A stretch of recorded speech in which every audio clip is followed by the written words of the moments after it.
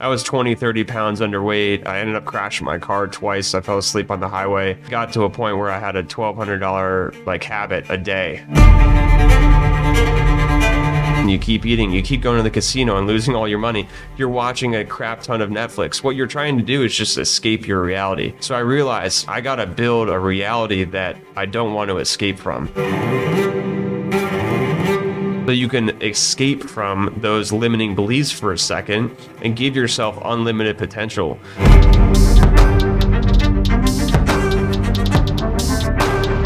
the end of the day, you're going to have to learn through trial and error. Welcome to the Bulletproof Entrepreneur Show, where our goal is to uncover the truth about business and introduce you to the people, the tools, and the strategies to make your mind, life, and money bulletproof. In this episode, I sat down with my good friend, Jeff Sekinger. Jeff is the CEO of 0%, a company that helps entrepreneurs grow with low interest funding. He's also the president of Orca Capital, a global crypto hedge fund that manages over $100 million of crypto assets. And in this episode, we discuss how he went from drug addicted and being $60,000 in debt to becoming a multimillionaire and helping thousands around the world become financially independent. If at any point as you're watching, if this seems helpful to you, just tap that like button. It will help the YouTube algorithm show this video to more people. That said, let's dive in.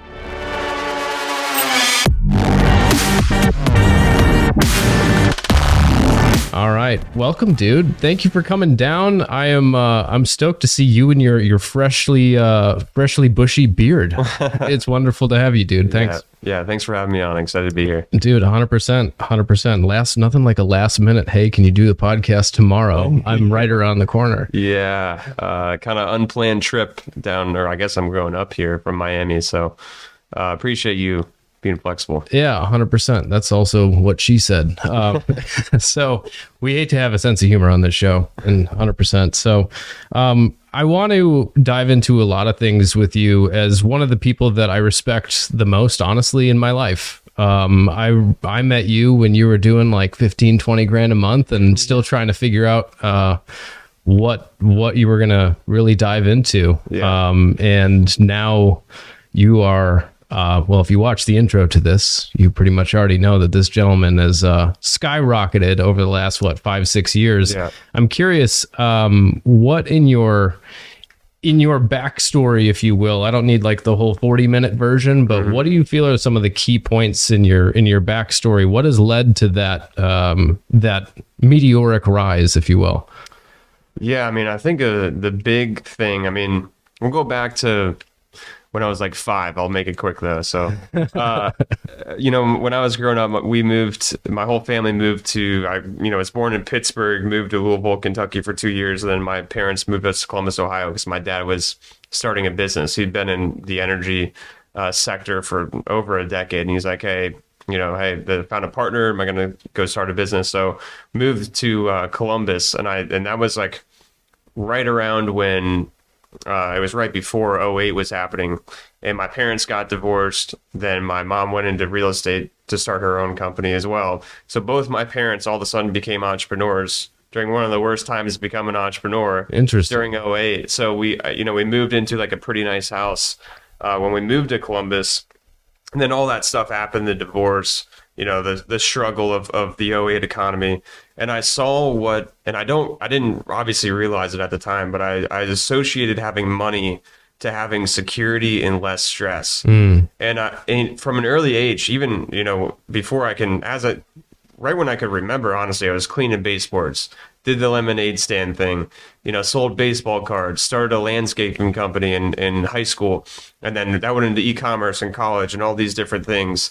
So I always had a strong motive to get after the money. And I think it's because I saw what, a lack of money created, which was a lot of stress and less security. So I'm like, hey, if I get money, I'm not going to have to be stressed and feel like who the heck knows what's going to happen next. We're going to have to move into a one bedroom, 900 square foot apartment, which I later did do. Wow. So I think I associated that, and that kind of gave me the drive to get there. Because typically, I'm sure you know more than anyone, what is typically missing early in childhood is what you really value later in life. And I didn't realize that until people were, I realized I had way more drive than people. So that was a big piece. And then I'll also say, in high school, I was playing varsity football. And I was chasing one of our best receivers in practice, and I tripped over his legs, and I put my arm out on the ground, and my arm hit the ground right here, and it pulled my whole body up, and I tore all the muscles in my ribs. And at first, my arm was kind of just dangling, and I didn't know, what was really wrong. My coaches were like, "Dude, what? You definitely just did something." Then later that evening, that I realized that all that created a bunch of blood that dried on my ribs, and it created a ton of pain. So anytime I breathed, I moved, any type of movement whatsoever, it was very painful. So they prescribed me Percocet. I started to take that as prescribed, and then This was in high school? yeah, this was Okay. I was a senior in high school. And then that slowly led into that just progressed as a problem for 6 years. So I ended up going all the way from the end of high school into college for 4 years. Actually, I was in there for 4.5. And I was, for the first 2 years, it was okay, this is kind of a fun thing. It actually gave me more energy. It took away the pain from the injury. I felt like I could lift weights more because I was very passionate about working out and stuff. And, for the first 2 years, it was kind of a kind of fun thing. Then it was all right, I'm sick of this thing. And the next 4 years was me trying to get off of it. And I was seeing doctors. They were prescribing me other things that were really just a derivative of opiates that put me into a further cycle. Wow. And, I learned a lot about myself during that time, because if you've ever struggled with something where you're trying to do something and you ultimately can't do it, and it's kind of like a life or death situation, it's obviously a big deal. So I did everything that I could. I read a bunch of personal development books. I took John D. Martini's courses to figure out what I value in life. I, seek mentors and doctors and all this different stuff. And I realized finally, I could go deeper into the story, which we can hear in a little bit, but, at some point I graduated college, got my finance degree. I think I graduated a 3.2. And from the outside looking in, it looks great. Yeah. But when I moved back to my hometown, because I got a job with the largest asset manager in the United States, which was my dream job. And I got licensed and passed the test. And so everyone looking from the outside is oh, wow, this guy is doing well. Right. And then, but my parents saw the slow decline of my health and my habits and all that stuff. I was 20, 30 pounds underweight. I was super, super white. I looked like Casper the Ghost. It was very obvious. I ended up crashing my car twice. I fell asleep on the highway. It got to a point where I had a $1,200 habit a day, and I was taking out loans. And this was in 2017. When crypto is taking off, and I'm taking loans and trading crypto, making money. And then I would go use that to, pay for, really all I was trying to do was be normal. Yeah. Because you dig yourself into this. So hang on, the $1,200 a day was spent on what? Opiates. Bro, no shit. So then that was at the That was beyond the prescription. Yeah, Okay. that was beyond the So it moved from the opiates got progressive. It got worse and worse and worse to the point where I'm on fentanyl, and I didn't even know that I was on it until, because they are putting that stuff in everything. So Where were you getting them from? Some dude in the alley? I could name names, but I'm not going to. Yeah, no. But yeah, it was It was not a man in a white coat. I was working with there was 3 different sources. There was a lady that was downtown. She later got evicted. No idea what happened to her.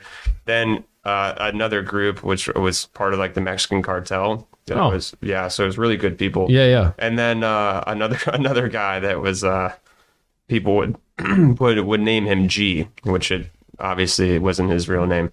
So there was a bunch of different sources. Anyways, fast forward, I'm in a super dark spot. Crypto just turned over, heads into 2018. Everything's hitting the fan.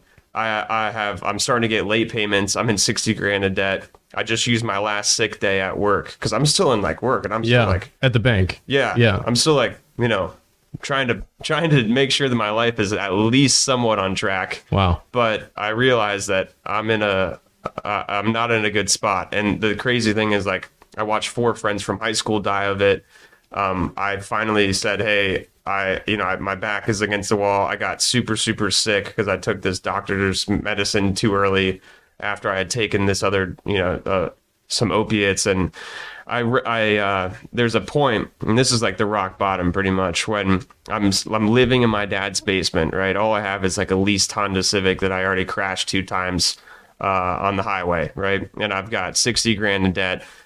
Well, using my last sick day, I've been in my dad's, basement for like 3 days in a row, super sick, throwing up stomach acid. That we get a huge rainstorm, the whole house, the basement floods. So I'm literally like sitting in a puddle of like water on a bed in like a small basement out in the country. And I'm like, dude, there's nowhere else to go. Like, but I got to go get some type of an assessment and get like really professional help. So my mom found like an outpatient place called Cornerstone that I went in and got an assessment done.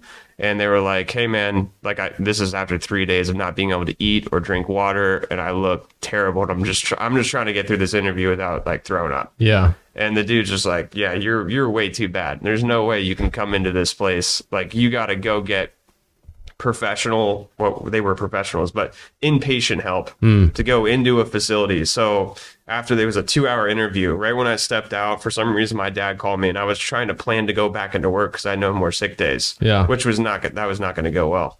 So my dad's like, what did they say? And I'm like, yeah, I can't go there. They're like, you have to go to the inpatient place, which is in Knoxville, Tennessee.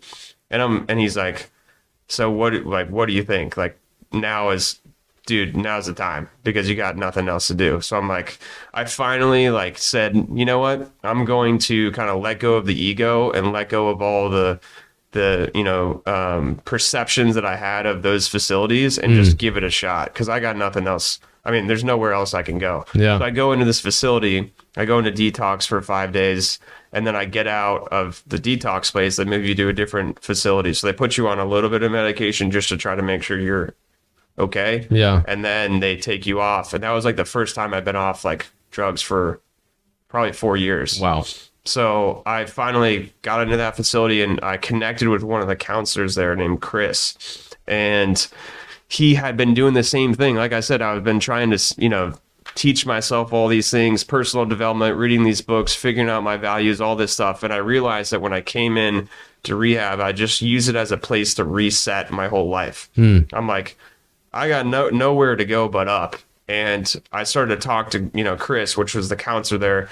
And we started to talk a lot about the same type of stuff, Les Brown, Jim Rohn, all the things. And I realized that while it was an array of things that kept the avalanche moving in the wrong direction, it was ultimately that I had a life that I was trying to escape from. That's what people do. And it doesn't have to be an addiction of my magnitude. It can also be, you're morbidly obese and you keep eating, you keep going to the casino and losing all your money. You're watching a crap ton of Netflix. What you're trying to do is just escape your reality. So I realized, man, I got to build a reality that I don't want to escape from. And that's going to be the answer. So then I already knew what I valued in life. I wanted to have freedom, options and choices to do what I want with the clothes I'm wearing, the people I'm hanging around, the places that I'm being. And I also wanted to be able to see impact on people and have uncapped earning potential. Those 3 things are my highest values. None of those 3 things I was able to do with where I was at. And I felt like the black sheep of my family, which was not a good feeling. And I felt like there was always something inside of me that said that like, you're meant for more. And the cognitive dissonance was the thing that was the most difficult to deal with. So I kept following people that I actually admired and lived and wanted their type of lifestyle. 2 of the ones that I think had the biggest impact before I went into rehab was Grant Cardone and Lewis Mocker. Yeah. Yeah. And I know Lewis as well. But those 2 were the ones that I think really taught me the most about like making big transitions in life, changing the way that you think and being able to do like big things. And I think those were the two that kind of cascaded and then into John D. Martini, and then into, I found out who Jim Rohn is. And then I just started to just consistently consume their content instead of listening to all the people that I really didn't want to be around or didn't want to have a certain lifestyle that they had. Meanwhile, they're projecting their values and stuff on me. I said, I'm going to block them out and just listen to people that I know are going to give me the real. That was your idea? Just okay. Because a lot of people, like I was one of the slow ones. Okay, so like it didn't dawn on me some of the concepts that apparently came to you naturally. And I'm wondering too, because both my parents were entrepreneurs as well. What was interesting is they taught me, and I still to this day don't really have a clear answer as to why, but I'm cool. It is what it is, but they taught me the go to school, get good grades so you can get a good job route, and nothing about business ownership. Yours was the same? Yeah. So what, I guess, like as you grew up in watching them own businesses and then hearing that, was there any sort of a disconnect for you, or did it dawn on you that there was a disconnect? Or yeah, I mean, the big thing was just realizing that when I got out of rehab, I just realized that, because right when I got out, so I went in February 28th of 2018. Okay. Which I was about 24 at the time. Wow. Then I get out, I did 9 weeks of intensive outpatient, and then I went back into work and thought that, okay, now I got to start to figure out myself. I got to try to get out of debt and do all this stuff, which we can talk about how that rolled into like business. But, right when I got out, my cousin was in rehab right around the same time, and he was in a different state and struggling with whatever different things, and he ended up coming out and overdosing, and they found him dead on Mother's Day. So it's like, so I saw that happen right when I get out. This is a friend of yours? This is my cousin. Yeah. Wow. You guys close? Yeah, I mean, he was the closest cousin that I was with when I was growing up. Wow. Yeah, but then we kind of, didn't hang out as much as we got busy later in high school and obviously college. But, and there was a time right when I got out that I got out of rehab. I'm trying to get my life together, going back into the gym, getting into good habits, trying to get my brain chemistry normal. And, we figure out about that whole situation. And I got, my car was getting fixed in Honda's facility because of all the bull crap that I put it through. And then I ended up borrowing my dad's truck to try to go into the gym, just Lifetime, driving to the Lifetime, going to get a workout, trying to get my life on track. This is like within 48 hours of me being home. Right. Apparently I'm going 7 miles over the speed limit in the country, and they pull me over, and the cops pull me over, give me a ticket. And when I'm pulling away, some number from the Netherlands calls me, and they're like, "Hey Jeff, we're ready," which is like the cartel that's saying, "We're back in Columbus. Let me come, give you drugs," pretty much. Yeah. And I'm just like, not this again. So I all these thoughts are running through my head, and I know that I'm at like the path where it's like, okay, I'm either going the route of this direction, which I know I'm going to end up dying, or I'm going to go this direction and take the high road and do the right thing and become the person that I know I can be and go like the Grant Cardone direction. So I'm like literally like, it's kind of like the angel and the devil on the shoulders. And I just hung up on the number, blocked them. They then called me from another number, blocked that. I ended up later, changing my number. But that was the final decision where I was like, that is what took me to where I'm at. Because I know for a fact that I would have went down that route, and I would have ended up like the multiple kids from high school that are dead, from my cousin, and also, my aunt actually overdosed and died too. So there had been a lot of examples, and I always talk about, you can learn something from everyone. And you never want to like pigeonhole yourself for not learning. And sometimes it's learning what not to do. And, unfortunately, I had to learn what not to do from even some of my relatives and friends that I grew up from, high school. So that was a final decision of like, hey, Jeff, do you want to take the high road or not? And if I wouldn't have made that decision, do you remember the catalyst? Like for me, I remember very specifically I had a guy that I had looked up to who had helped me on my pro golf endeavors. And I was living in a spare bedroom, like in his condo. And it got to a point to where like we were I was out of funds, I was out of energy, if you will, and I was out of kind of like hope that I can actually, get to where I wanted to go. And I was at this point, I'm like, well, I dropped out of college. I have no other skills that I'm aware of. And I really didn't think very highly of myself. This will show you how highly of myself I thought. I said, well, one of three things. It's either a miracle is going to happen and I'm going to get amazing at golf, even more than I am, which I realized I needed to be tomorrow. Or I'm going to go get a job at like Subway, which I would rather die than spend my life doing that. And so that brings up option 3 is end it. Mm-hmm. And so I was having that conversation with him and he goes, well, I don't know what's right for you. Only you do. So, but whatever you decide to do, I'll support it. And for me, that was the moment where I was like, wait a minute. Huh? You're cool with me killing myself today. And so that's when I like started Googling like how to fix that was the phrase, that was the sentence for me where that was the moment. I'm curious, do you recall what yours was?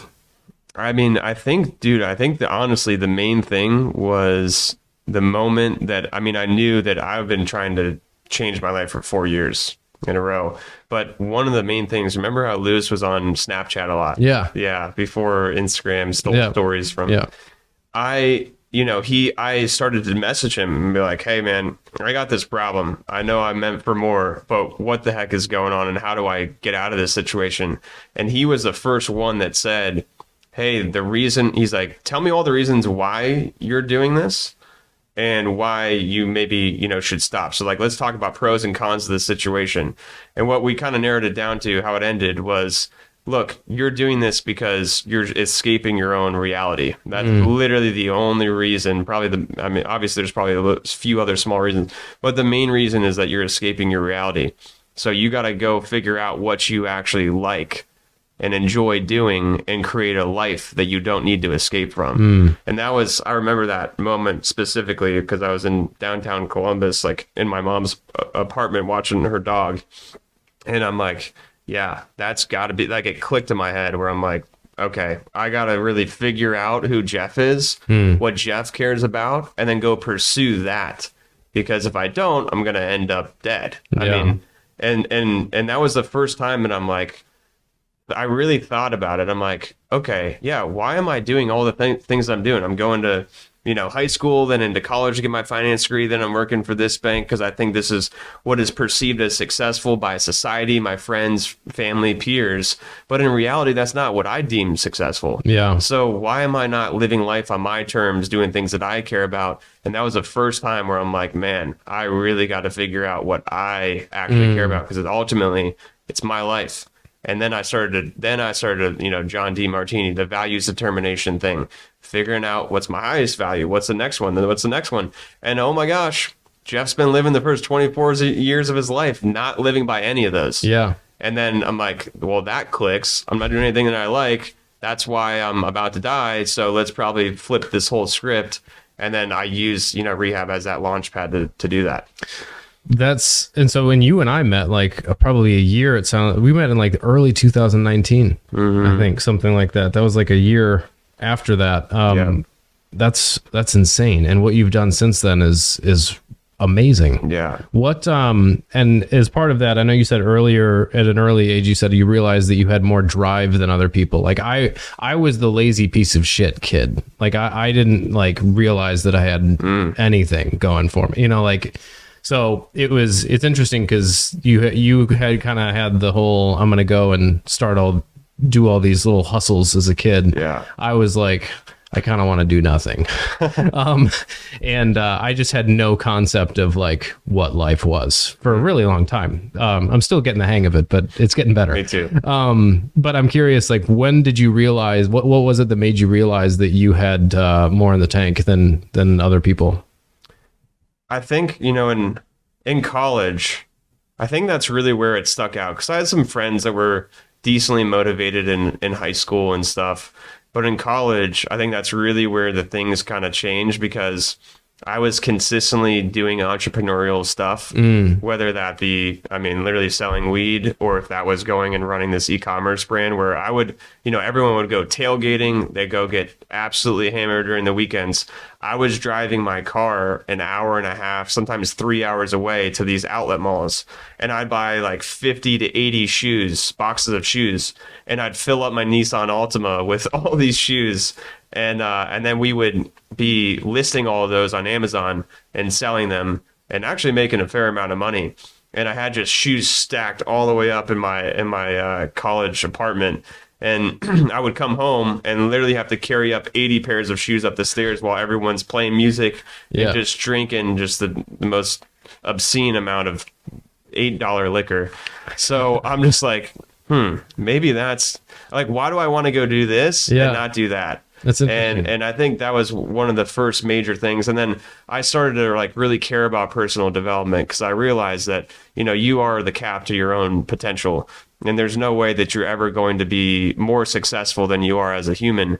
And I learned a lot about, integrity and honesty with yourself, and realized that I got to build myself into a better human in order to have that big launch. Because I would always have marginal success, but I never had the habits as a human to actually back and sustain that success. And I really believe that everyone kind of reverts back to the mean. So if you are kind of trending upwards and you have explosive growth, but you didn't deserve that growth, you're going to revert back to your mean. And that's what kept happening over and over again. I didn't deserve what I really wanted. So when I finally built some really successful habits, everything, really started to lift when I was consistently pursuing that. But yeah, I think that was the main thing in college. And then on the personal development side, I was reading those books. People were asking, like some of the college, friends, and because I was in a part of a fraternity, and like we had like different study groups and stuff, and people would see like some of the books that I'm reading, and they were like labeled self-help books. Yeah. And they're like, "What's wrong with you?" Yeah. And I'm like, well, there is kind of something wrong with me, but that was my aversion to why I think I thought it was, and I think like my dad was very not like self-helpy. Yeah. And I don't know that it was never ever directly like vilified. I just remember that like there was something there that like it wasn't like, it was just like this weird other thing that fucked up people do or something. Yeah, exactly. And so I had avoided it because I thought like, I guess I had no real reason aside from just a feeling at the time, but like it was just not like, oh no, it's for fucked up people type of a thing. So what was do you remember your first introduction to like, I'll say improving yourself? Like mine was Googling, and I came across a Tony Robbins video that I watched for the first time, and I was like, this guy's making some sense. Yeah. I don't really remember the exact thing because I had been on the journey for a while on trying to figure out myself and how to build the habits that I need. And the major influences early on was Grant Cardone. I shared a similar story. It felt right. And he was always talking about things that I think a lot of the things that he says are correct and people should pursue. It's a lot of mindset stuff, not necessarily the real estate and all the business stuff, but a lot of the mindset, personal development stuff. Learned a lot from Ty Lopez as well. I was probably one of his first 67 step purchasers. Nice. Because I think I was a sophomore. I was a sophomore in college. Wow. And I was like taking the 67 steps. That was what, 2014, something like that? Yeah, because I went into college in 2012. Wow. Yeah. So yeah, it was a combination. I don't remember the exact moment where I'm like, this whole personal development thing is the way that I need to go. For some reason, I think that like I said, man, I just knew I was meant for much more. Even when I was in my darkest like days where I felt like I was just like no one and I hated myself. Yeah. I still had that feeling inside of myself that I was going to do big things. Yeah. So for me, it was never even like same thing. My dad is in Mr. Personal Development. Yeah. He doesn't work out every day. I work out every day because I know that it's important to build discipline and to keep the promises you make to yourself. But it's just things that I've learned from listening, again, to the right people over and over and over again, and stop listening, even if it's your parents or the people that you thought you looked up to. You need to be challenging what you are believing and who you are listening to 24/7, because things change and not everyone's actually no one's way of living life is correct. What is correct is that you're pursuing something that actually aligns with who you are. Yeah. So you got to figure out who are people that have similar values and goals that you have, and then listen to those people. You can hear everyone else. I always talk about this. You can hear people talk, but you can't block them out completely. But it's who you listen to is the important aspect of that. And listening means that you're really paying attention and ultimately likely taking some type of action to change the course of what you're doing in life. So I just started to say, you know what? While I really actually like my parents, and I do like some of my friends and, other people that, financial advisors and stuff that I try to do apprenticeships with to try to learn from. Ultimately, dude, they didn't have anything that I wanted in this like vision that wasn't very clear for myself, but I realized none of them had what that direction of that vision was. And then once I realized that, I'm like, well, I'm just going to find people, because I didn't know anyone in person. Yeah. I'm just going to find people online and just plug them in and block out the noise of society, friends, family, peers, the news, all that BS, and just stay locked in and just listen to these types of people. And it takes a while to reprogram your mind. But when that happens, it's like super powerful. Yeah. And I totally agree. We've taken different routes and methods to doing that. But, I worked with a guy for 2.5 years, basically 4 days a week, 6 hours a day to unfuck myself. Yeah. And coming out of that, in 2017, since then, it's been a pretty steady increase every year over year. So I did that 24/7 for the entire month, and then 9 weeks in rehab. Yeah. So yeah. both you and I I was forced to, but you got, if depending on how deep your rooted limiting beliefs are, that's going to determine how intense your rehab of your mind needs to be. 100%. I guess I do have the free your mind shirt on, so it isn't appropriate. It's pretty much all we're about, because it is such a big catalyst. Everybody has their own way of doing it, and you've taken a way that has worked for you. And I start everything by saying what's true for you is true. Just because it works for me doesn't mean it's going to work for you. Yeah. So it's find your own way of being. So there's a couple things that you said I want to touch back on. Why do you think that? Because I know some people listening to this, maybe not this far into it, they probably would have turned this off if they were averse to helping themselves. But why do you think the self-help, I'll say industry or subject matter has the stigma that it has for certain groups of people that are, I don't know, like my dad would be like, nah, like that type of, why do you think it gets that stigma? I think just because they don't have big goals for themselves a lot of the times, because the really successful people already know what I already mentioned, which is there's no way to have more success than who you are as a person. So like and I have no idea who this quote is from, but when I heard this, it stuck with me, which is you can't shoot a cannon from a canoe. Yeah, I've heard you say that one. So if you're trying, and what does that even mean? It means that, hey, John, when you and I go into the pond together right after this podcast, I have a cannon in the back of my Lambo I'm about to bring out there, and we're going to find out.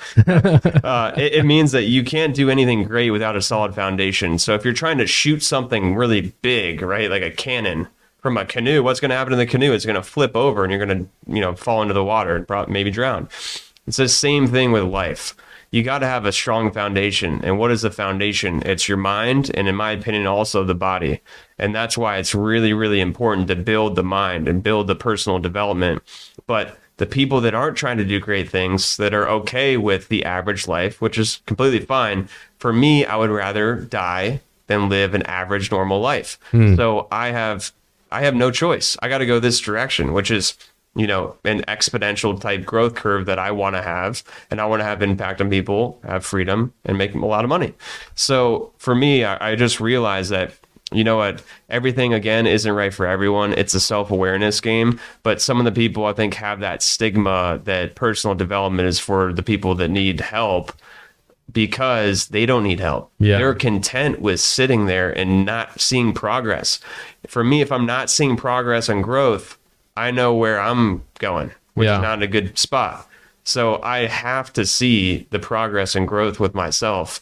And I think the people that they care about progress, growth, and aligning with, big goals, is they understand that that's the important game. But the people that don't, they just don't relate to it. Yeah. And I've seen a lot of people too, because there's a lot of personal development fans, but that don't actually live what they preach, especially in the industry that you and I are in.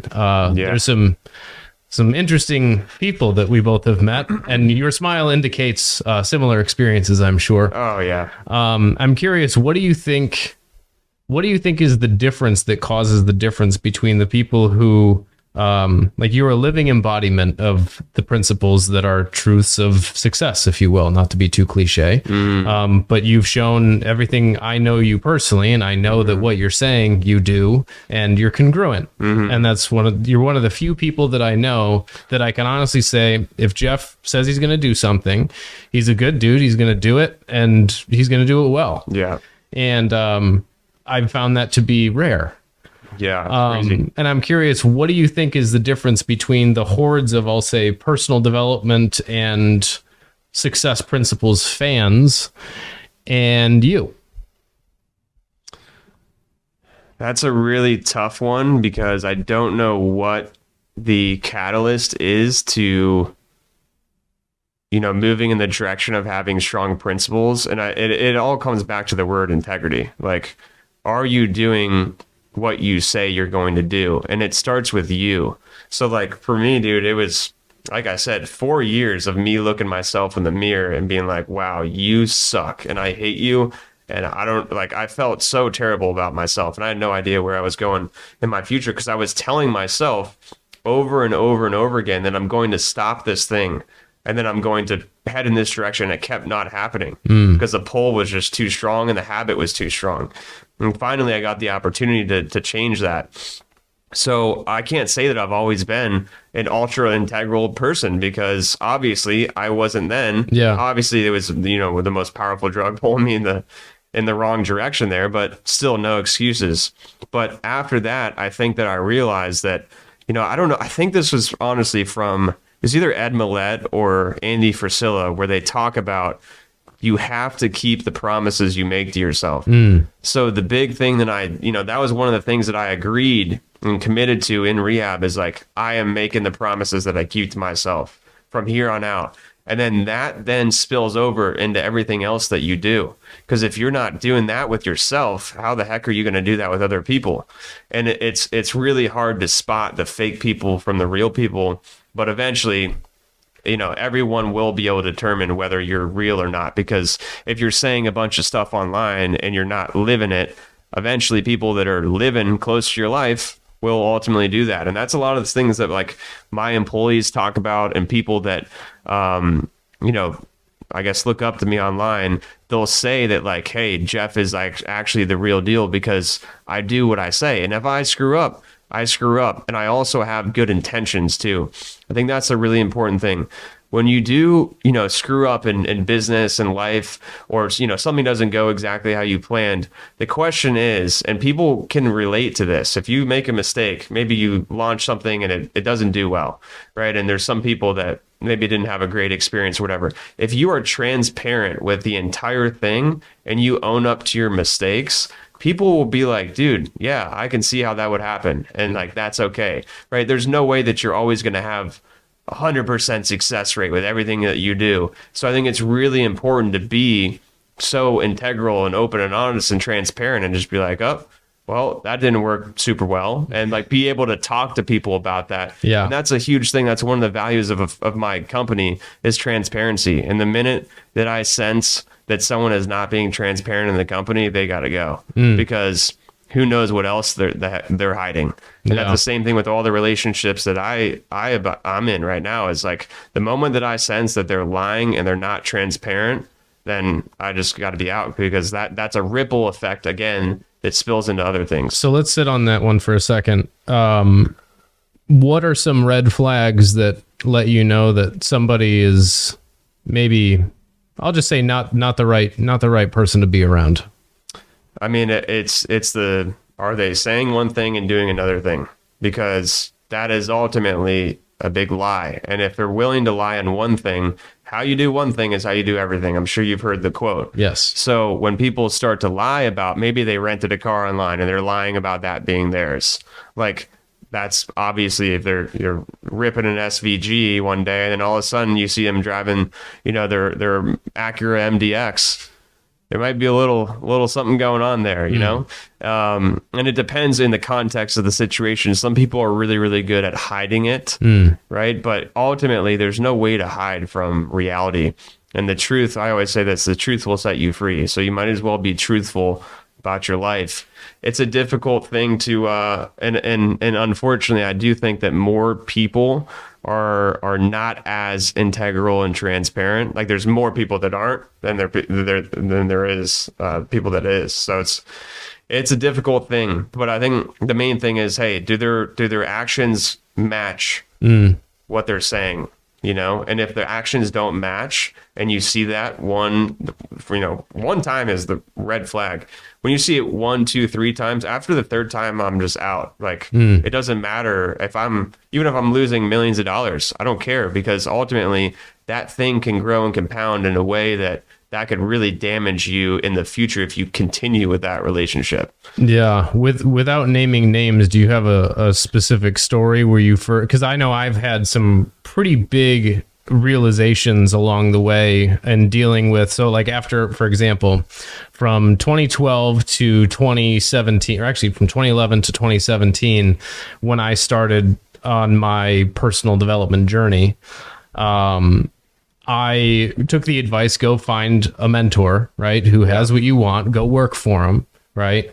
And so I went for mentor 1, moved to a different state, worked for them, found out within about 8 months that they were full of shit. Went to another one because I'm a persistent motherfucker. Yeah. Same thing, about 8 months to a year. I lived in 6 different states in 6 separate years, working for 6 different people. And the ultimate realization that I had coming out of the work that I did with the gentleman, who I wouldn't necessarily consider a mentor, more a mechanic of unfucking my mind. Because from the outside looking in, he certainly doesn't have the physical material results. Yeah. Picture like Yoda in the swamp. Definitely wasn't balling out in a Rolls Royce, right? But what he did have was things that made sense. But anyway, coming out of working with him, I had realized that for me, my big realization that was like the launching pad, if you will, was in mid 2017 when I kind of just realized I've been searching for me this whole time. I'm the guy I've been looking for, because everybody that I worked for, I'm like, to a degree, I'm like, I see this clearer and better than you. I'm sure arrogantly at the time, but also looking back, I was right the whole time. But I put them up on a pedestal and I put myself below them and assumed like, well, they know more than me. I'm just the retarded kid. And I've come to find out, I realized that I was right about all the stuff that I had essentially been suppressing. And I realized I was the one I was looking for. And so in your choosing of people journey, was there a moment of realization where there was something that happened with an individual where you were like, oh, fuck, it's actually that way? Like the first time that you figure out someone that is not truthful. Yeah. Or some sort of general, like, you have the bright naivete of like, ooh, success. And it's going to be like, good, I get to be around the nice, wonderful, successful people and it's all going to go wonderful. Yeah. And then you get into the swamp and you find out some truths. I'm curious if you have a story of a truth that you realized. It doesn't have to be early on, but at some point in the journey that sticks out to you where somebody wasn't quite what they said they were, that totally surprised you. Yeah. I mean, without naming names. Yeah, there's a fair amount of different situations that I think have been there, but the one that sticks out, which I'm kind of smiling about now because we were kind of joking about it right before this, is the whole ecom automation thing, right? So, a lot of people in the internet space, they have, and I've invested in multiple. I've invested in like 4 different ones because the whole concept of like Amazon automation and the drop shipping model, it sounds great, right? These guys. For those who have no idea what you're talking about. Okay, so like briefly, you'll pay a company, 20 to 35 grand, right? And then they are supposed to be investing that money back into their business to then hire people. And what they do is they set up you have to set up a store, right? So you have to get an LLC. They set up a store on Amazon, and then they will find products at a low price on this site over here, and they'll list them on your store at a higher price. And when they sell, you're making the difference. And then you're supposed to split some of the profit with them to incentivize them to keep growing the business. What, I've realized is the majority of the people that get into that, first of all, they're not even doing it themselves. So they're not even cash flowing from their own business. And then secondly, they are promoting the 5 to 8 to 10 grand a month passively. But in reality, what happens is it's against Amazon's terms of service, and they don't tell you that to begin with. And then the store then gets shut down, and then they're like, well, we're going to try to help you get another store. And then it comes back up, you try to get it back up, and then all of a sudden it gets shut down again. And then you just wasted money. So like I attempted to try out the model with one person. Oh, that didn't go well. It's probably just because he, sucked. Let's try this other person. They seem a little bit more like integral. Same thing happened. So, and then I've realized that the whole situations with them is like the majority of them too are like going and instead of figuring it out for their clients, because that would be the right thing to do, right? They're on their yacht going to the Bahamas.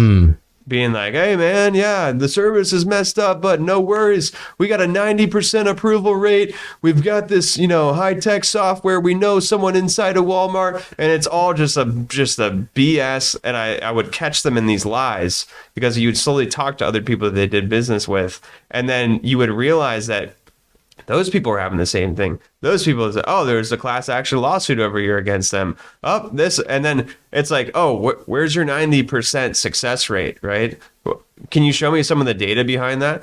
So I started to just, what I realized, and this is really key for everyone listening, and because you're going to, especially if you go into business, but just honestly in life, the key thing that you have to do is never take someone's word for what they are saying, right? Even if it's, me and John talking to each other. Obviously, I'd trust John a lot more than just an average person. But even if we were going to go into some type of like big business together, I wouldn't just say yes to the situation because I know you are. I would also want to hear from other people that have gotten in similar relationships with you to hear what their experience was and see how it went beforehand. I'm about to put 75K potentially into this new I would have to set up a different business, but it fits perfectly in with what we're doing right now on the business side. And this company sounds legit, all this stuff. And I said, yeah, hey guys, before I ever give you an answer on this, you're going to have to send me at least 3 of your referrals that have been working with you. One that just got started, one that's been with you for a couple of years, and one that's been with you for 5 years now. Because I want to talk to all of them in different phases, and then I ask them in-depth questions, and I want to see is what they told me on the phone originally aligning with what these people are saying, and then also what is their experience and how has it been for them.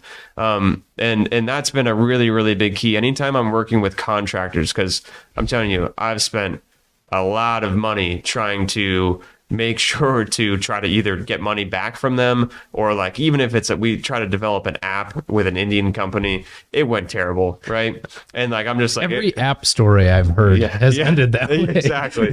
So there goes 25K, whatever.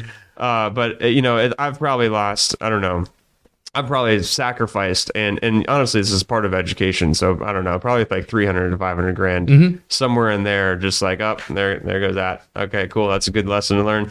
So, and the main thing that I could have avoided a decent amount of those is just not taking the word and doing the due diligence of, listening to what they're saying. Let's go try to prove it true over here and over here and over here. And if that, even if one little thing isn't lining up with what they say, if they said, oh, I've been working with this person for 8 years and they did, 7 million last month with me. That was one of the conversations I just had on Friday, actually. Okay. And I'm like, okay, sweet. So the first thing I asked, hey, when I talked to their referral, what'd you do last month? If they don't say 7 million, they're like, oh, 3 million. I'm like, oh, okay, adios. Because that's the first red flag, and I guarantee there's tons more after that.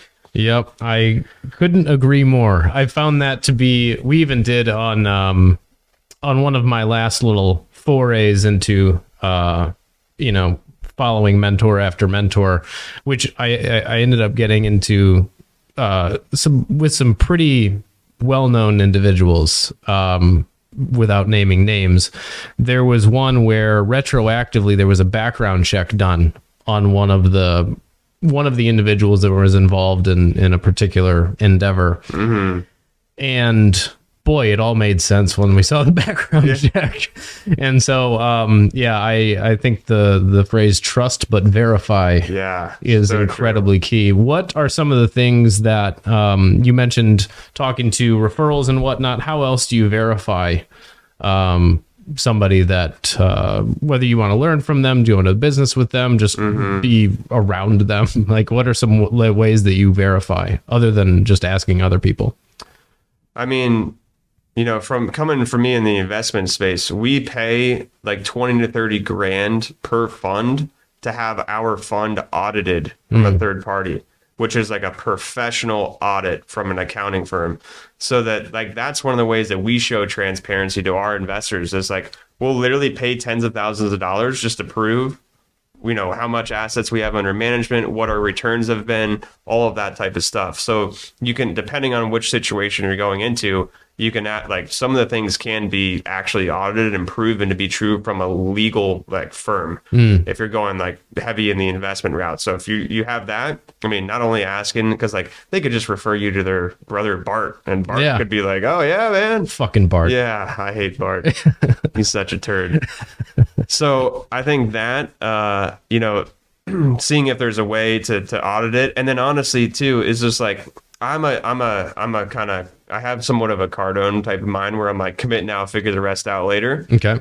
If it's a big decision and I'm not in a rush to do it, because for me it's the same thing. We're hitting all-time highs in business and doing well and stuff on the info side right now, and I'm considering this other offer that again would plug right in, have great synergy, and I'm not in a rush to do it. So what I'm doing right now is I'm slowly interviewing the referrals, and then I want to do some, studying into, okay, I'm going to look up the LLC names, okay, see if there's any court records, if they've been suing each other. I'm going to look up the brand names. I'm going to look up the individual names and see that. And then I'm also going to just kind of watch from the outside and see if what they are saying was actually true. So it's kind of, sometimes you got to have the awareness to be able to okay, I got to step on the gas here.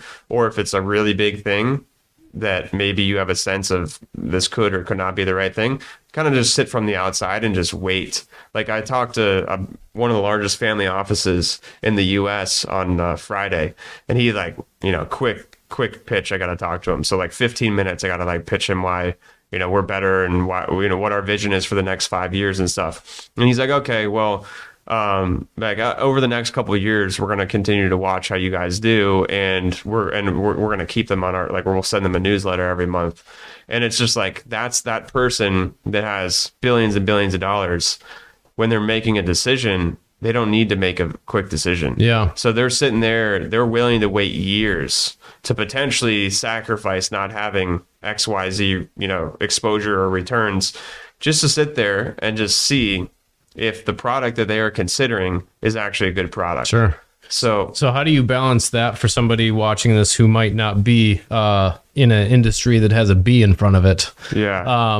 In balancing between, because most people take too long to make any sort of a decision, right? Yeah. And they immediately think of all of the reasons why it wouldn't work, and then they hear one person say boo, and then they go, okay, well, success isn't for me, and pack it up in the bag, and then go be mediocre. How do you balance what you're saying with that? And how do you balance the make quick decisions, because successful people make decisions quickly and all that stuff, versus actually making sure that you don't make a whole bunch of dumb decisions quickly? Or is that the advice? Make a bunch of dumb decisions quickly and find out what's dumb. That's how I did it. So here's the thing you got to realize is when you're earlier stage and you don't have a lot of wealth, you don't have a lot of employees, you don't have a big income, you don't have much to lose. So a lot of times it's better to make decisions quicker when you don't have as much to lose. So earlier stage, you should be making decisions real quickly. As you have more to lose, that's when risk management becomes so much more important. And I've learned it the hard way, and I've learned it the right way. And I can tell you that as you grow, and if you go talk to some of the wealthiest people that I've ever talked to, right? It's just a risk management game at that point in time. It's not even like how can I go make 3x the amount of income this year. Like if we're talking about crypto, for example, there's a big thing that's happening right now with regulation. We don't know which way it's going. It's going to be regulated by the CFTC or the SEC. The only thing we've been told is that Bitcoin is definitely a commodity. All of these other coins could be deemed securities that are unregistered. So these big institutions that have trillions of dollars, they're sitting there from the outside saying, I am not putting capital into this thing until the regulation risk is gone. I am happy to sacrifice a 10, 20, 50x because I only want to have maybe a 2 or 3x. And I'm willing to give up the majority of the returns to protect the business and our capital that we worked very hard for. So they're implementing risk management. But again, when you're early, it's like you should commit now and just go make stuff happen. And there's I could sit here and we could talk for 8 hours about decisions and how to make them and all that type of stuff. But at the end of the day, you're going to have to learn through trial and error. So there's going to have to have mistakes that you're going to be made. And if you can make them a little bit quicker and earlier in life, it's better because you have more time to make up for the losses and learn and develop. And then you will then have a better, stronger foundation that is built where then you can build something, much, much bigger. So like, the same thing when we're talking to just people with a lot of wealth or institutions, I'm almost 4 years in April will be 4 years into running a fund. Yeah. And a lot of them won't talk to any fund unless they're the managers have over 3 years of experience. So there's because usually at the third year, the majority of funds go under before the third year. Why? Because they don't have enough experience. And what happens a lot of times is what in the fund world, there's two ways you typically get paid, which is an assets under management fee and a performance fee. Sometimes the early stage funds will do really well. And then what will happen is there's something called a high watermark, which is where if the assets get to a certain point and then they come down, the fund does not make money. This is how our fund is set up. Our fund does not make any performance fees, which is really how we make the vast majority of our money, until we bring our LPs, aka our investors, above their previous all-time high. So what has happened recently with the largest sell-off in US dollar terms that we've seen last year in 2022 is all these funds raised a bunch of money, low interest rates, tons of money printing. They made a bunch of money. Then their assets come way down. And now they're sitting there. Not only can they not make a performance fee for God knows how long until they bring it to new all-time highs, but also their AUM is way lower now, and they're earning a percentage. Usually it's 25 basis points a month or every quarter. For kindergarten language, for those playing along at home that have no idea what you're talking about. 1% to 2% a year. So you have a bucket of stuff. A bucket of money, yeah. The fund, the people who manage the bucket of stuff make a small percentage of how big the bucket is. If the bucket gets smaller, they make less money. Yeah, exactly. Until, which a new all-time highs was bucket will be bigger than it's ever been. Yeah. Then they start making a percentage of the upside of new big bucket. Exactly. Right? Yeah. Did I do that right? Yeah, pretty much. So then they get to a point where, okay, the majority of how we make money, the performance probably isn't going to happen for a while. And then the small fee that we earn a year just to keep the lights on, we just grew a lot. We just hired employees. We just paid for a new office, all that stuff. Well, now overhead. Now that fee doesn't cover that anymore. So now they're now I might as well, even if they could potentially maybe scrape by, they'll just be we're just going to close the fund. They'll start a new one because then that new high watermark starts all the way down here, and then they can make money quicker. So that's kind of what goes on in the fund space, and that's why you see a lot of funds kind of go. That makes sense. Which just kind of shows a little bit more. Same thing with the integrity stuff. If something. You're supposed to act as a fiduciary, as a fund owner, which means you're doing the best thing for the investors, not for yourself. But when you see people, consistently start over and over again, it's a sign that they're probably not a person you want to. And I could be wrong, but what just happened with the Silicon Valley Bank is a similar kind of from what what happened with them, and was it similar to this? Well, yeah, kind of, right? Yes, kind of. What do you? I feel like that's a relevant thing because there's a potential ripple effects that I want to parlay into like investing advice to a degree, but this is not investment advice. And how should somebody be assessing like the macro of like what's happening on this planet versus the micro of what's happening with them at kind of each stage in their I know in order to be successful, I got to make money and invest it wisely. How does that fit in with where we are right now in 2023 and was it March 2023? Like what should people invest in? Yeah. And how should they be looking at what's happening out there and assess? I mean, the best thing that I've ever found is like you pay like 25 grand and they set you up with Beanie Baby automation and they just drop ship Beanie Babies for you. You heard it here first, folks. It's really difficult to say, hey, what should someone invest in? Because obviously everyone has different risk tolerance and goals and all that stuff. The main thing is going back to what you know. So like invest in what you know.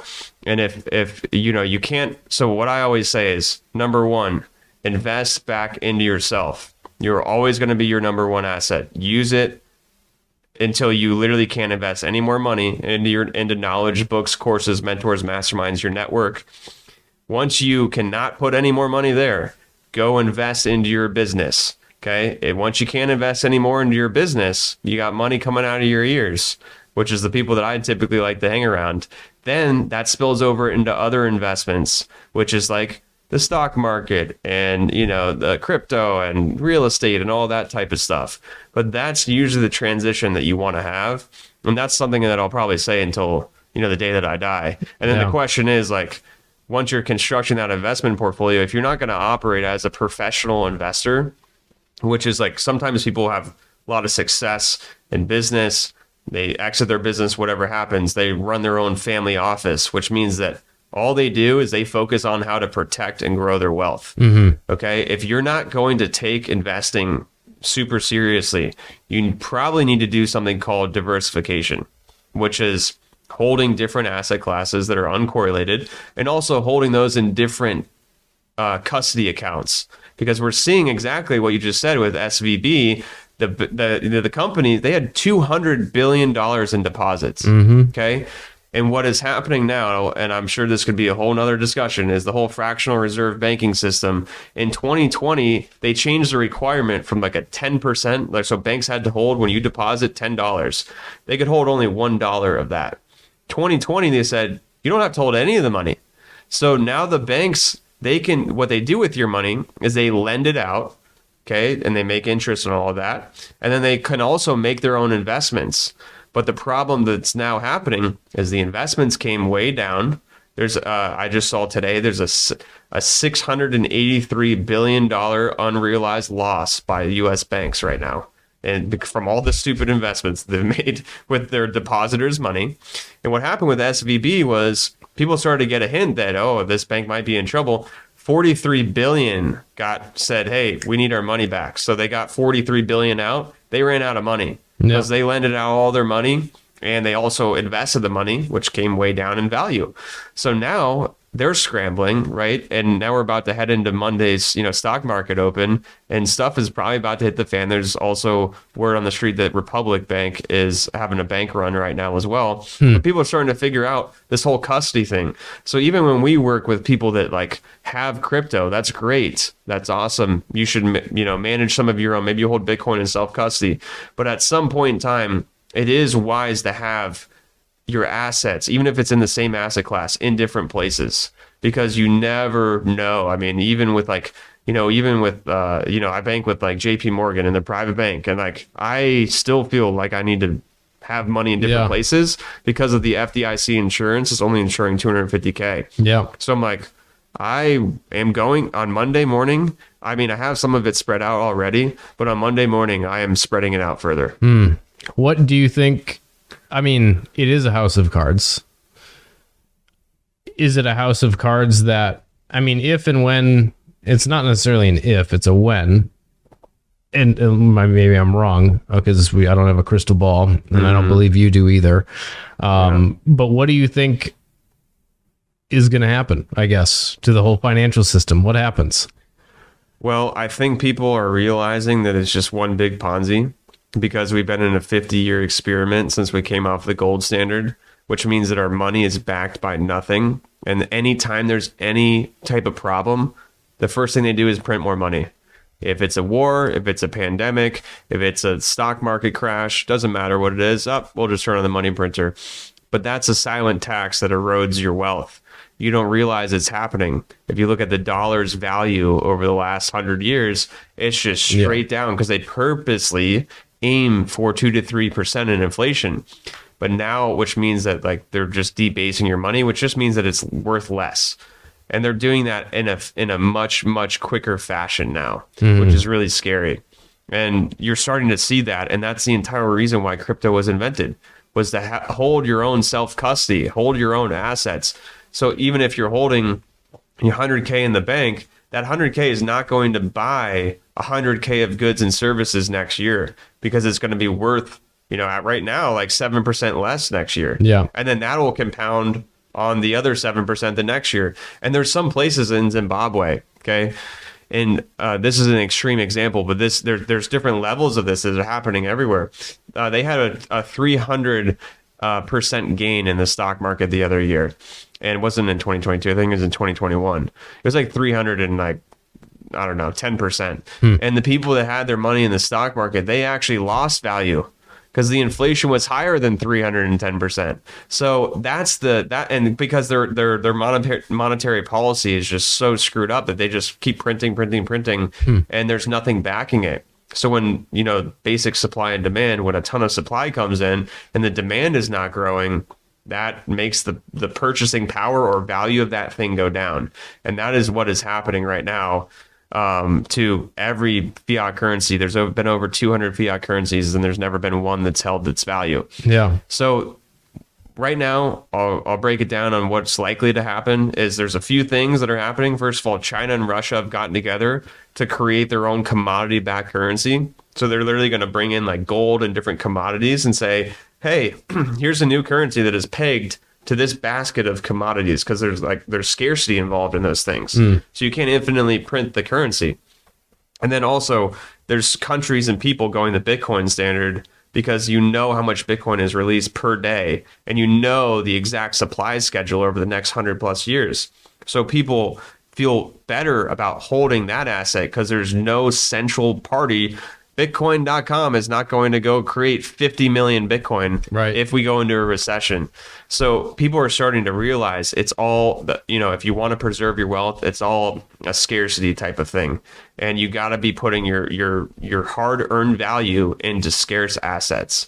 So that's why people go into real estate. Okay, that's why people are going, China and Russia are trying to create their own currency because they're like, screw the US dollar, because they want to have more control as well. Yeah. And then El Salvador is given is starting the example of using Bitcoin as legal tender, which means you can transact and buy a cup of water with it and not pay like a capital gains tax on it because they're just saying, hey, this is now a currency. Yeah. So we're starting to see the experiment, and I think things are going to go in a lot of different directions. I think that China-Russia thing is going to be a really big problem for the U.S. It's going to dramatically drop the demand for the U.S. dollar.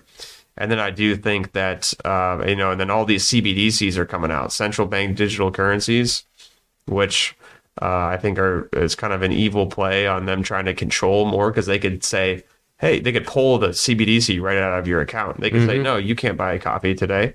You got to go put your money into healthcare over here. Yeah, you jaywalked yesterday. Yeah, exactly. Yeah, bam. So there's a few different directions that money is going, and I think it's just really wise to be educated. And I think that it's not something you got to rush tonight to figure out, but it's going to be something over the next decade, 2 decades that I think is going to see a dramatic shift. Where do you recommend people go to educate themselves about the finances? Period.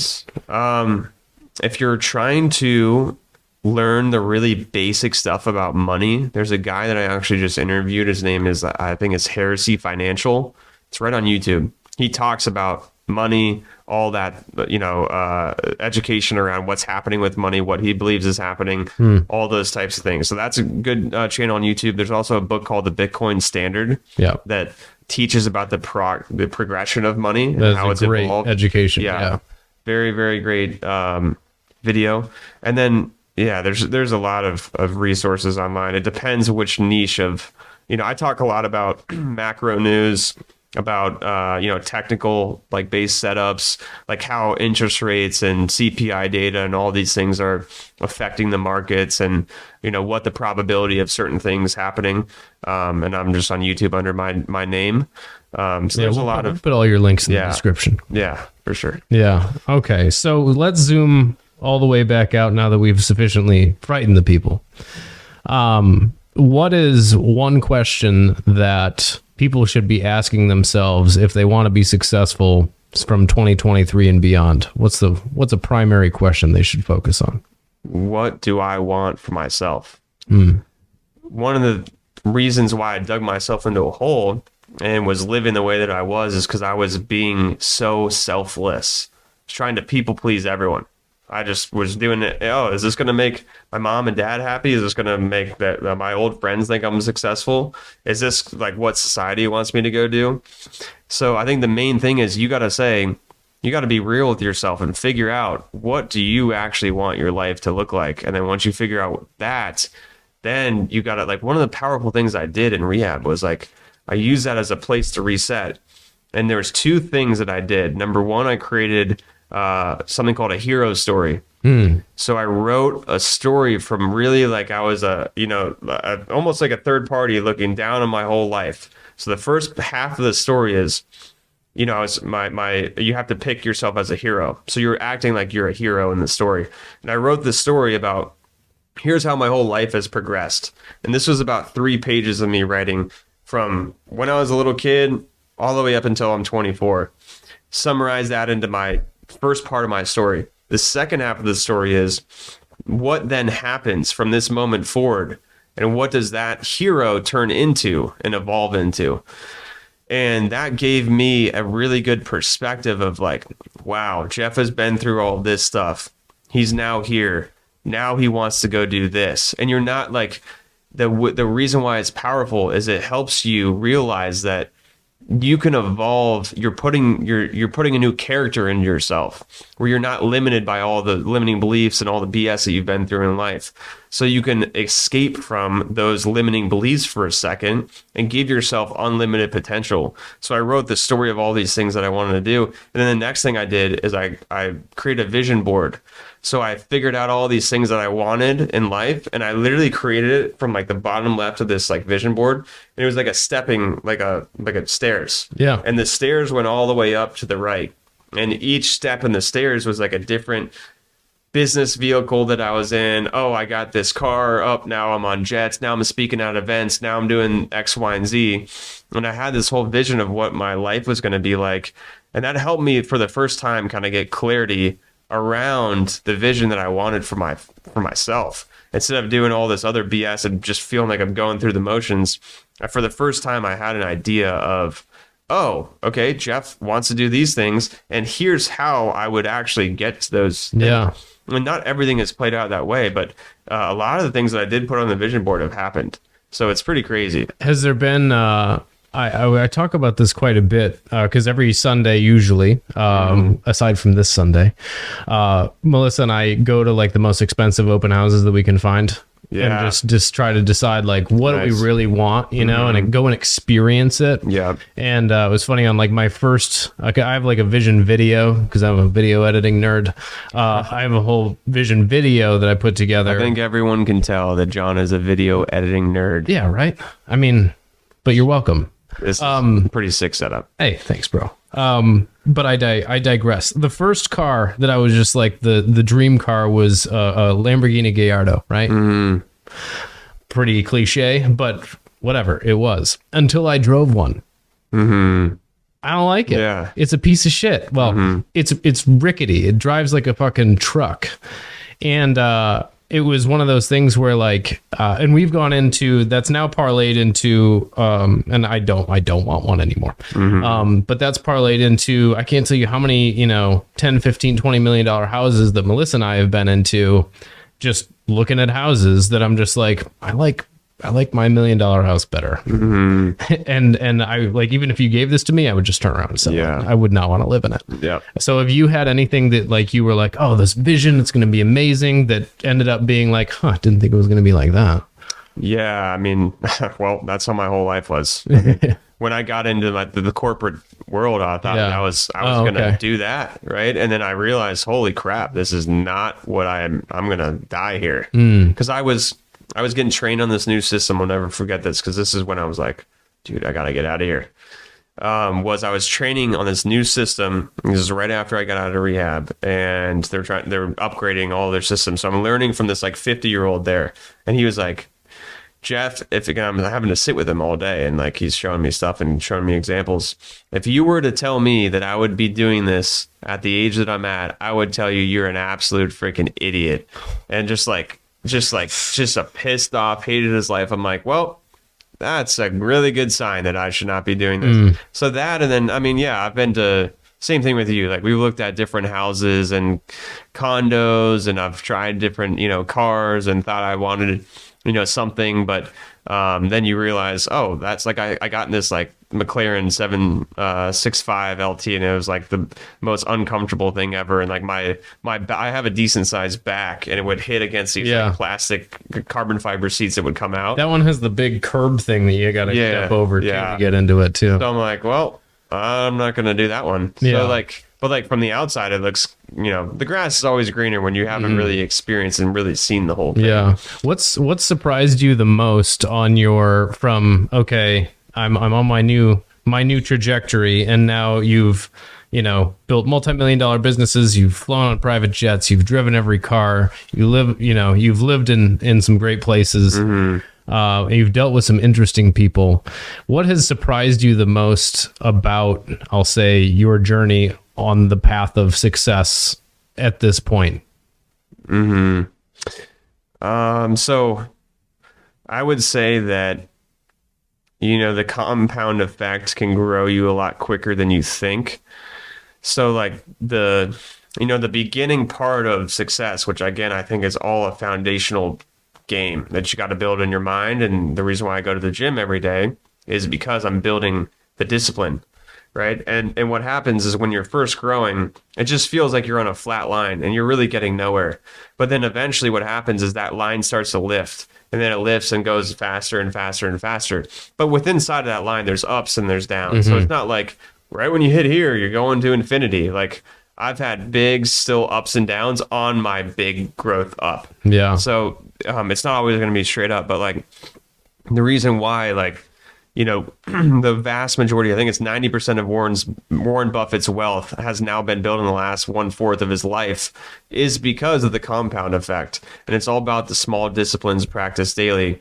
But when you're first starting out, you feel like it's like super, super slow. And you're like, dude, I'm never going to get the result. But the reason why the people get the results long term, the sustainable results, is because they continue to be consistent and persistent on the pursuit of their potential, which is something. That's a lot of P's. That's a lot of P's. It's from, I think that's from David Meltzer. It's another guy I like to listen to. I had dinner with him the other week in Miami too. But yeah, I think that's the big misconception is like, people think it's a linear game. Yeah. It's not a linear game. It's a linear game for the people that are, playing small and not being consistent. But if you're consistent over time, you will have the exponential growth eventually. What is it that keeps you consistent? And more specifically, what advice would you give to somebody who has a difficult time being consistent, even though they know what you just said logically? I mean, the main thing is eventually you gotta either ask yourself, and this is another thing that I learned about myself, is like, is the pain of staying the same exceeding the pain of change? For me, when I was trying to change for so long, right, for 4 years trying to change, the pain wasn't strong enough. Wasn't strong enough for me to change. But eventually when that pain got so bad where I'm like, dude, I just can't do this anymore. I have to go do something else. That pain was so bad that I'd never look back. And by the way, I never struggle with even thinking about using again. I even like sipping alcohol. Literally doesn't even go into my mind anymore, which is crazy. Some people do it with their entire life. Yeah. I never think about that anymore because I did the right thing the right way at the right time. But I would say that like sometimes just like maybe you are going to settle for average. And what you should be asking yourself is, at the vision of your life, when you're sitting on your deathbed, are you happy that you lived your life as the average Joe Schmo, where you kept being an undisciplined little wiener and didn't do what you knew you had to do? Would you be happy, or would you be sitting there with a bunch of regret? And if the answer is you had a bunch of regret, that's really the worst, terrible thing you should probably most avoid in your life. And if that's, if you should be living your life to the point where you would have no regret at the end of your life on whatever that looks like. So it's a difficult thing. I think the first thing is like, start with your body. I think that's really, because like the problem with people, it's the mind is a complex thing, and it's very difficult to build that discipline. But in my opinion, it's best to build it through your body first. So go get into the gym and go do hard things. You need to be sweating. You need to be pushing yourself. You need to be sore. You need to then get unsore and get resore and do this over and over and over again and stay disciplined with something. And then you can take that discipline and then, feed it into other things. And like, I think one of the problems that people have nowadays is they're on social media just scrolling through. They can't even watch an entire Instagram story. They will have to, after 2 seconds, they have to tap to the next one and then to the next one. And then next thing you know, they can't even concentrate for more than 3 seconds. So you got to give your brain a break. And I think the main thing is like, start with building the foundation through your body, get some type of discipline in a certain area, and then let that momentum spill over into other areas of your life. And again, I think a lot of people struggle with like, they're training their brain to be distracted 24/7. And when you can get off of doing the short spurt, like let me have instant gratification and then start moving your actions. I always talk about, hey, the action that I'm taking right now, is this a sacrifice that I'm building a better future on? Is this something that is evergreen that's going to pay me for a while? Is this something that's going to grow and compound? If the answer is yes, I'm almost always doing it. If it's like, hey, this is a short-term thing that's going to give me a short-term benefit that's not going to last long, done. I'm not doing it. And that's why I don't go to club. I live in Miami. I've been to the club twice in over 2 years. And I don't, drink often. I don't do really anything else that's not taking me towards the goals and doing something that's growing and compounding. So those are the main things you should be asking yourself, because a lot of people like, maybe the people that are really overweight, okay, and they're trying to get in shape. Well, you should be thinking about food as, what is this food going to give me energy, healthy energy, or is this a short-term gratification thing and I'm trying to get dopamine from eating donuts? Stop doing the short-term gratification thing that's giving you a little bit of success, and just literally that should be the road. That should be the T in the road right there. Is it a short-term instant gratification? Is it a long-term, decision? If it's a long-term decision, that's the things that grow and compound, and that's how you're going to like ultimately become successful. That's like the story of the kid and the marshmallow, right? You give one marshmallow today, or you get two tomorrow. Yeah. Exactly. Speaking of questions that we ask ourselves, what question should I have asked you that I didn't ask? That's a really, what's your favorite color? What is your favorite color? Well, now it's purple. Oh, okay. Why? It used to be orange. I don't know. Why did you change, Jeff? How dare you change? God, I thought I knew who you were. Orange is feeling pretty bad in the corner. Yeah, I know. Sorry, Orange. If you're listening to this, I apologize.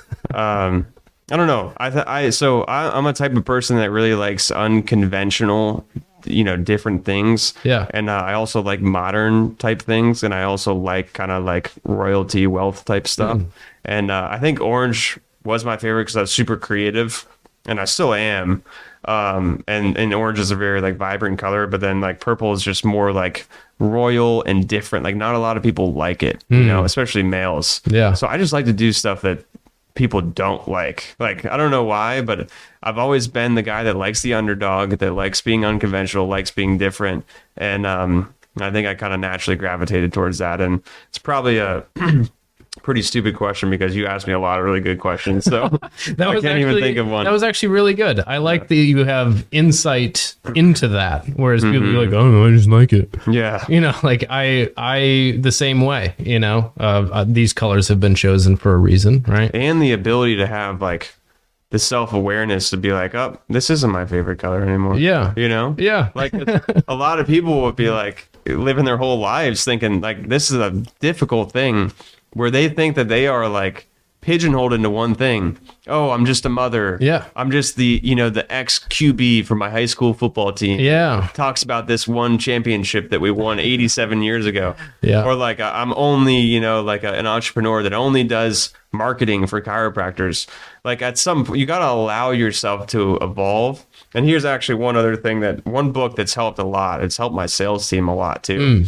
Because and it just helps high performers in general, which is the alter ego effect, which is where you literally, so you can read the book, but it's all about creating an alter ego where you create your own self into a new identity. Yeah. And that identity allows you to perform. And the athletes that do it at the highest level, that play the game, whatever game, doesn't matter, at the highest level, they step into a new identity. Black Mamba. Yeah, exactly. Yeah.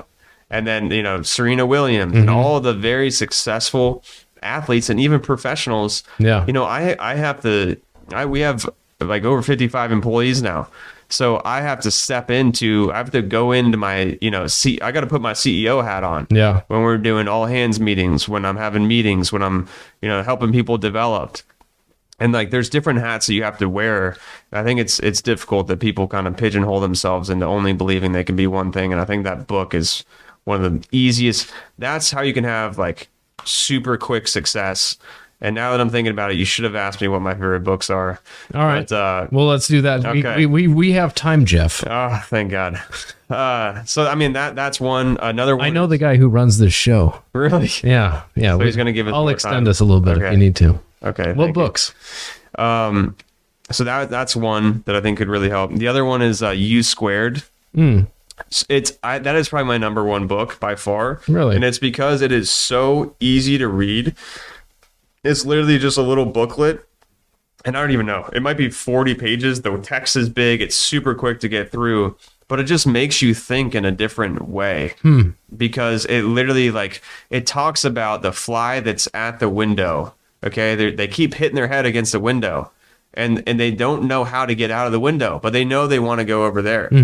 And if they would just take a step back from the window, they would realize that the window right next to it is open. And they would fly out of the window, right? That's how most people live their lives, is they never have, the U squared moment where, you build into an exponential being and reach your potential, because they never have the context of what is actually most important. Yeah. So that is a super easy book that I think everyone should read. And that's how you're going to have quantum growth, is doing that and the alter ego effect. And then the other one was, the other major one that helped me was just realizing how important your personal brand is, because I would have zero with where I'm at now. So I read the book Crush It by Gary Vee, and he just talked about how your brand is your new resume. And I'm like, it's so true. I'm like, Yeah. this is so dumb that I actually have a stupid resume that I got to put about, oh, dude, I had this apprenticeship and I had this and that. Yeah, well, honestly, the new way of business is in a digital economy, and people are looking at what people are doing online. Yeah. And especially from content like this, people can really get a vibe of who you are. Yeah. And how you talk and present yourself is ultimately your resume. So that really stuck with me. And I started a personal brand, and I lost a lot of my old friends very, very quickly. Yeah. Because they're like, who's taking your pictures? That's the dumbest caption, Yeah. And then my sisters would hear about people asking what you're doing, and why are you posting this and that, and you kind of feel a little bit insecure at first, and then it's like, okay, well, I just made your salary yesterday, so Yeah, exactly. That does tend to make it feel a little bit better. yeah, exactly. And obviously helping people. I just bought $1 million condo in cash and moved my mom down from Columbus, Ohio. into a condo on the 55th floor of the, a building that's overlooking the water. I don't know. That's kind of cool. Also, my dog had like 20 pounds of tumors in it, and no one in my family could pay, the $8,000 to go have the tumors removed. That's kind of cool that I can just throw $8,000 over and, allow my dog to live another, 4 years. So there's a lot of, I'm not just saying it's about making money. It's also about like the impact and stuff. And like, just helping the people and the communities around you is, and you can do that when you allow yourself to do, what you believe your potential is. Yeah, I think most people, they have mishandled so much responsibility in the past that they're afraid to take on new responsibility. And so when you give somebody a lot of money, then they have a lot of responsibility. And people, I think, for the most part, don't exactly trust themselves to wield it properly. And I think what you were talking about being deserving of being able to handle that responsibility, I think is a huge key. I love everything that we could probably go on for another 5 hours if we really wanted to, because there's so many spider webs that I would like to parlay into, but we have many things to do this afternoon. Yeah. So before we end this very fruitful episode, where can people go and find more out about Jeff Sekinger and his adventures? Yeah, I mean, I think the best thing is obviously online. That's the quickest way. But YouTube, do a lot of educational stuff around finance, macro, all that type of stuff. Instagram, I show a little bit more about my inside of my life a little bit more. TikTok, I'm posting a lot of content on there now. And then Twitter, post a lot of really valuable threads, post things that are on my mind that I can instantly get out. So those are the four places that I'm actually like active on, and everything's just at Jeff Sekinger, which is my name. Awesome. We'll put all of those links in the description. My man, I really appreciate it, dude. Appreciate you as a friend. This has been awesome. Yeah. Everybody rewatch this 8 times and take notes and do all the things that Jeff said. One of the best guys I know. Thanks so much for coming, dude. Appreciate it, John. Hey, I hope you enjoyed the show. Thanks for making it to the end, and I hope you got something out of it. The good news is I've got another one that you're going to like, and the link is right here. All you have to do is click it, and it'll start playing. So go ahead, click that now, and I'll see you in the next one.